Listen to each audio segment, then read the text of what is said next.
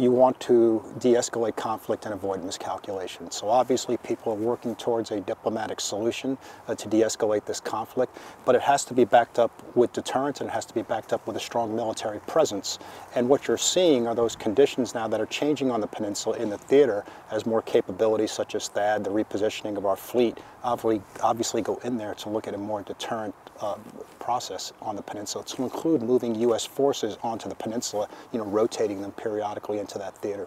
What is it for people who just have no idea, or not,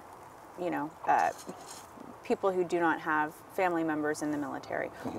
What is the situation? What is the U.S. involvement on the Korean Peninsula? I think the situation has been going on for a while, and I think to the person watching TV, this has really been going on for 60 years. There's never been a treaty after the Korean War. There's been armistice.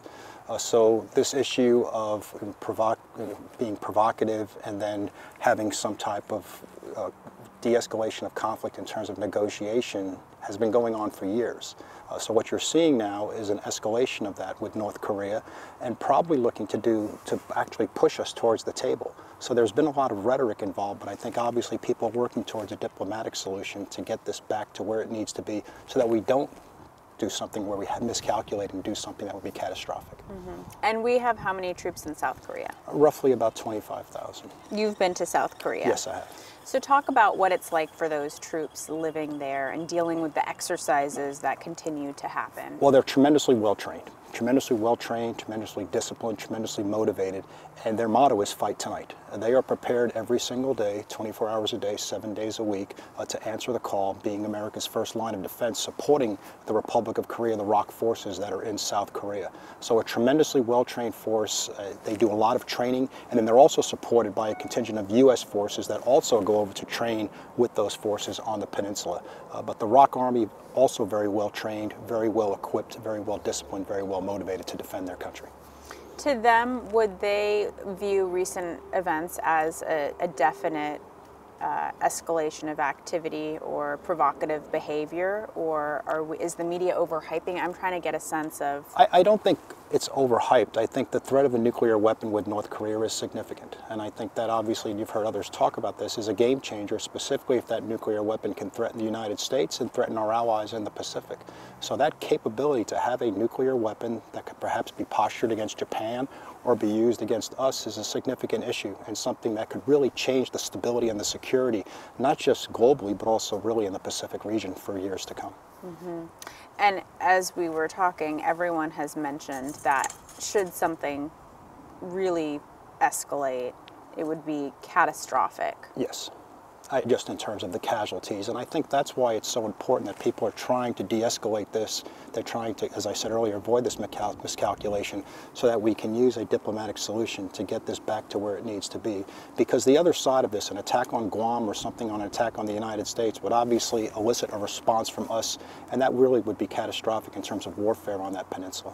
So in your mind and with all your experience, what would a diplomatic solution or a negotiation with North Korea or Kim Jong-un look like? I think obviously it would have to involve China, and it would actually have to have Chinese stop the building of that nuclear capability to threaten the United States or to threaten our partners and our allies in that region.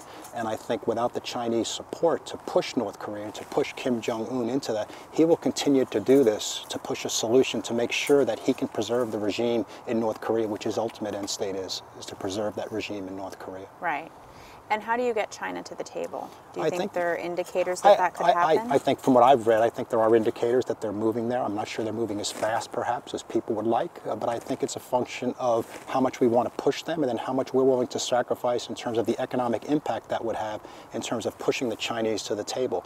But I would believe that the Chinese want that peninsula stabilized as well. I cannot imagine that the Chinese would want any type of war on that area, and the amount of refugees that would be flowing into China would be significant, and it would really destabilize their country as well.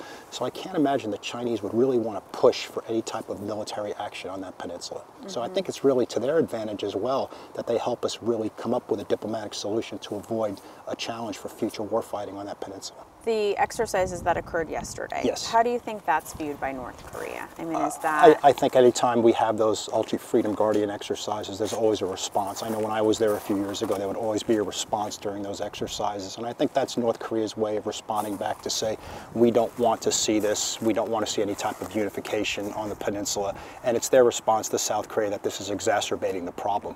But I think on the other hand, this is reassurance with our allies that the U.S. is indeed a key partner, a key ally, and we are positioned right now to support them in their operations. And those operations are always ongoing, those exercises are ongoing, and they really add to the security and stability of that region, and they reassure our partners and allies that we'll be there for them in the future.